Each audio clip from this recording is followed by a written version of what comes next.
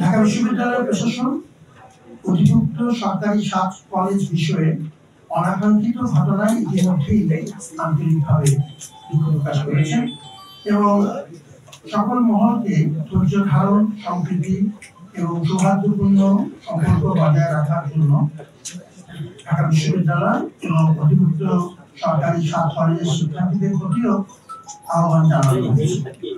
আজকে 27 জানুয়ারি সোমবার অধিভুক্ত সরকারি 7 কলেজের সম্মানিত অধ্যক্ষগণের সাথে উপাচার্য অর্থাৎ আমার সভাপতিত্বে বিশ্ববিদ্যালয় প্রশাসনের অতি জরুরি একটি সভা অনুষ্ঠিত হয় উদ্ভূত পরিস্থিতির পরিপ্রেক্ষিতে এবং সভায় সার্বিক বিষয়ে বিস্তারিত আলোচনা করে আমরা নিম্নলিখিত সিদ্ধান্তগুলো গ্রহণ করেছি।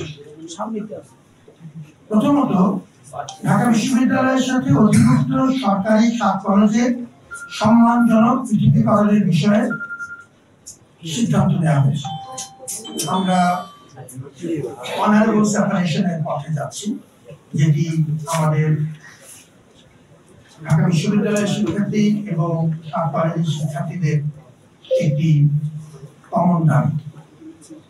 অধিভুক্ত সরকারি 7 কলেজের শিক্ষার্থীদের ভর্তি কার্যক্রম এই সিদ্ধান্তের আলোকে পরিচালনা সংক্রান্ত পূর্ববর্তী যে সিদ্ধান্ত আমরা নিয়েছিলাম সেটি পরিবর্তন করে আমরা 1 বছর এগিয়ে এনে এবছর থেকেই অর্থাৎ 2024-25 শিক্ষাবর্ষ থেকে ঢাকা বিশ্ববিদ্যালয়ের অধীনে আর ভর্তি না নেওয়ার ব্যাপারে সিদ্ধান্ত গ্রহণ করা হয়েছে।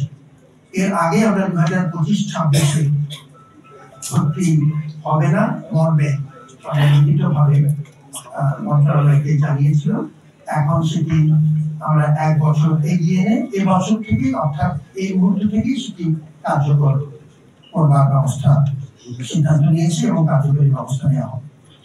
শিক্ষার্থীদের দাবি অনুযায়ী 29 ডিসেম্বর 2024 তারিখে শিক্ষা মন্ত্রণালয় কর্তৃক গঠিত উচ্চ পর্যায়ের বিশেষজ্ঞ কমিটি 2024-25 শিক্ষাবর্ষ থেকে পরবর্তী শিক্ষাবর্ষের কার্যক্রম পরিচালনার জন্য সভায় জোর সুপারিশ করা হয়।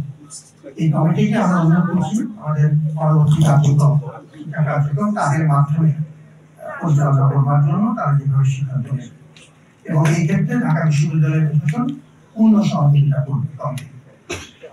2024-25 শিক্ষাবর্ষ থেকে শিক্ষার্থীদের দাবি অনুযায়ী আসন সংখ্যা ও ভর্তি ফি নির্ধারণ সহ যাবতীয় বিষয় মন্ত্রণালয় কর্তৃক গঠিত যে বিশেষজ্ঞ কমিটি তারাই সিদ্ধান্ত গ্রহণ করবে।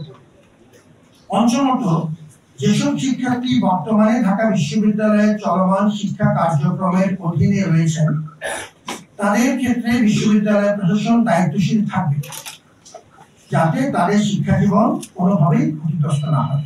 দায়িত্ব আমরা পালন করে যাব, প্রতিটি শিক্ষার্থী যেন কোনোভাবেই ক্ষতিগ্রস্ত না হয়।